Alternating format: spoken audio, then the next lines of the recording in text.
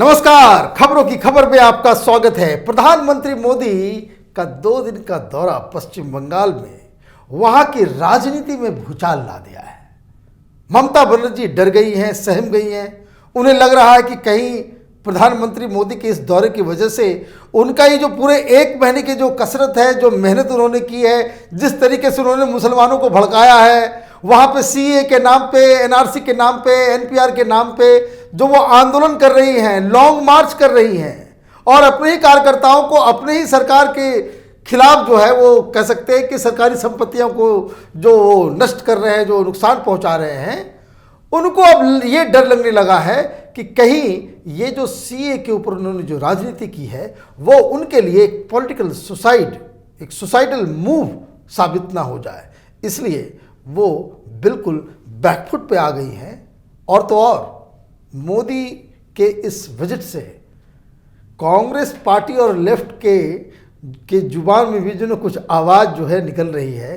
देखा मैंने कि कई सारे लीडर्स जो है, वामपंथी लीडर्स और कांग्रेस पार्टी के बंगाल के लीडर्स, वो अब मीडिया के सामने आकर के कुछ अलग अलग अपनी थ्योरी दे रहे हैं। उस पर भी चर्चा करेंगे। वैसे बंगाल की राजनीति में कांग्रेस पार्टी और सीपीएम, वामपंथी लोग, ये सब दोनों 12th मैन की पार्टी हो गई है। ये कोई अब वहाँ पे कोई फोर्स नहीं, वहाँ पे सीधे बीजेपी वर्सेस टीएमसी का मसला जो है वहाँ पे बन गया है। लेकिन प्रधानमंत्री मोदी ममता से मिलकर क्या उन्होंने गलती की या कोई ये एक पॉलिटिकल मूव था? वो क्या था? क्या ममता बनर्जी को फिर से एक जीवन दान प्रधानमंत्री मोदी ने दिया है? क्या उन्हें ये जो पूरा जो उनके खिलाफ जो माहौल जो बंगाल के अंदर बन रहा था, क्या प्रधानमंत्री मोदी ने फिर उस माहौल में एक तरह से आप ये कहें कि ममता बनर्जी की मदद तो नहीं कर दी? ये एक बड़ा सवाल है जिस पे मैं आऊँगा। लेकिन पहले समझते हैं कि प्रधानमंत्री मोदी बंगाल जाकर के उन्होंने क्या बताने की, क्या समझाने की कोशिश की और वो करना क्या चाह रहे हैं। कोई भी पॉलिटिकल लीडर हो, चाहे वो प्रधानमंत्री होता हो या किसी पार्टी का अध्यक्ष हो, जो व्यक्ति पॉलिटिक्स में है तो वो उसका ये धर्म है कि अगर चुनाव होने वाले हैं या चुनाव नज़दीक हैं तो वो वहाँ जाकर के ऐसे ऐसे काम को अंजाम दे जिससे उनकी पार्टी की साख बढ़े, कार्यकर्ताओं में जोश आए और पार्टी चुनाव लड़ने के लिए तैयार हो जाए। तो प्रधानमंत्री का ये दौरा वैसे तो सरकारी था, लेकिन ये प्योर एक पॉलिटिकल दौरा इसे कहा जा सकता है। सबसे बड़ी बात कि वहाँ पे जो पोर्ट है, पोर्ट का नाम श्यामा प्रसाद मुखर्जी पोर्ट रखा गया है। ये बीजेपी की शक्ति कि बंगाल में बीजेपी है, ये बताने की कोशिश की गई है। वो क्यों? क्योंकि लगातार ममता बनर्जी की तरफ से ये अटैक होता रहा है कि बीजेपी बाहरी लोगों की पार्टी है, it is the party of outsiders. बाहर के लोग हैं ये लोग, ये उनकी राजनीति है और ये अब तक अच्छा खासा चल रहा था। उसको वो भुनाने की कोशिश में लगी हुई कि ये बाहरी, वैसे ये बाहरी बाहरी करने की जो रणनीति है वो प्रशांत किशोर की बनाई हुई है। क्योंकि ये जहाँ भी रहते हैं, जिस भी पार्टी के लिए वो पैसे लेकर के वो स्ट्रेटजी बनाते हैं, तो इनका पहला उद्देश्य यही होता है कि सबसे पहले मोदी और अमित शाह को आउटसाइडर डिक्लेयर कर दो। यूपी में उन्होंने समाजवादी पार्टी और कांग्रेस के लिए कहा था, तो आपको याद होगा कि गुजरात से 2 बाहरी आए हैं, गुजरात से 2 बाहरी आए हैं, ये लोकल बॉयज़, यूपी के 2 लड़के, तो वो एक अलग डिस्कोर्स उन्होंने खड़ा करने की कोशिश की, हालांकि हार गए। बिहार में भी ऐसा ही हुआ था, आउटसाइडर कि अमित शाह और ये मोदी आउटसाइडर हैं। तो ये इस तरह का डिस्कोर्स जो है चलता है, वो ठीक है पॉलिटिकल पार्टीज़ के बीच में।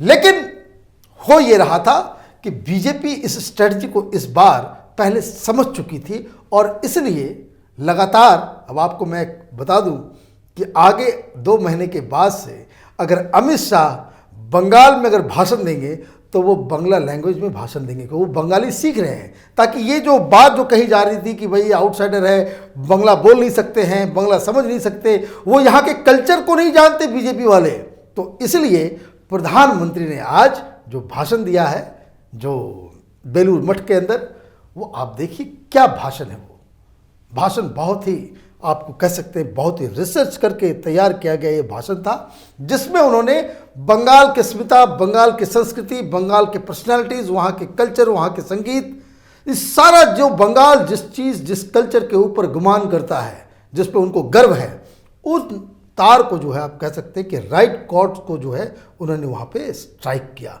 और इस वजह से बंगाल में जो भद्र लोग हैं, जो middle class, upper middle class के बीच बीजेपी की आज साख बढ़ी है। और जिस तरीके से बीजेपी अपने आप को वहाँ के लोकल लीडर्स के साथ मिलके पोजीशन कर रही है, उससे ये साफ लग रहा है कि ममता बनर्जी और बीजेपी के बीच में अगला चुनाव जो है उसकी सीधी लड़ाई होगी, जिसका हमने ट्रेलर लोकसभा चुनाव में देखा था जब बीजेपी वहाँ पे 18 सीट जीती थी। और यही वजह है, ये आमने सामने की लड़ाई है, इसलिए ममता बनर्जी लगातार मोदी और अमित शाह के खिलाफ जहर उगलती है। इतना ही नहीं, वो जब भी किसी मुस्लिम इलाके में जाती है, जब भीड़ में जो है माइनॉरिटीज होते हैं, तो यहां तक वो कह देती कि हम प्रधानमंत्री मोदी को हम प्रधानमंत्री नहीं मानते हैं। आप इस तरह की भाषा, सरकार कानून पास कर रही है, वो कहती है हम नहीं मानते, वो सेंटर का कानून बंगाल में लगने नहीं देंगे। तो ये एक पोस्चरिंग है ममता बनर्जी की तरफ से।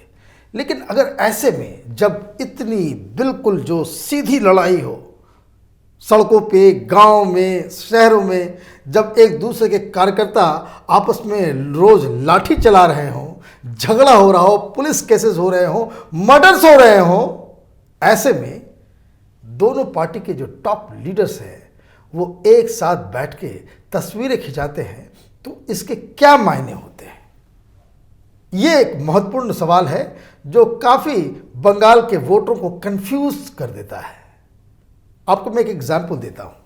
पिछली बार ममता बनर्जी, वो सीबीआई का रेड पड़ा था, उनका एक आईपीएस चहेता आईपीएस ऑफिसर, कलकत्ता का पुलिस कमिश्नर मिस्टर राजीव, उसको पकड़ने के लिए सीबीआई पहुंची थी। बड़ा घमासान हुआ था और पूरी तरीके से जिस तरह से ममता बनर्जी ने सीबीआई के लोगों को अरेस्ट करवाया, उनकी पिटाई करवाई और उसको अरेस्ट नहीं होने दिया, और तो और ये सब के बीच ममता बनर्जी खुद राजीव कुमार के घर पहुंच गई, इसका इंपैक्ट लोगों के बीच बहुत खराब हुआ था। लोग बोले कि ये किस तरह की मुख्यमंत्री है जो कानून के कोई हिसाब किताब नहीं है, ये कोई माफिया थोड़ी चलता है, सरकार कोई माफिया नहीं होती। जिस तरह से ममता बनर्जी चलाने की कोशिश कर रही थी, वो पूरी तरीके से कॉर्नर्ड हो चुकी थी, फंस चुकी थी। लेकिन इसी दौरान वो फिर एक प्रधानमंत्री मोदी और ममता बनर्जी के बीच मुलाकात हो गई। अब ऐसे मुलाकातों से क्या होता है कि सबसे पहले जो विपक्षी पार्टियां हैं, जैसे वहां पे 12th मैन ही सही, लेकिन फिर भी वो है तो वामपंथी या कांग्रेस पार्टी, वो कहते हैं कि ये दोनों मिले हुए हैं। और जब इस तरह की तस्वीरें बाहर आती है तो सबसे ज़्यादा एम्बैरेसमेंट अगर किसी को होता है तो वो भारतीय जनता पार्टी के कार्यकर्ताओं का।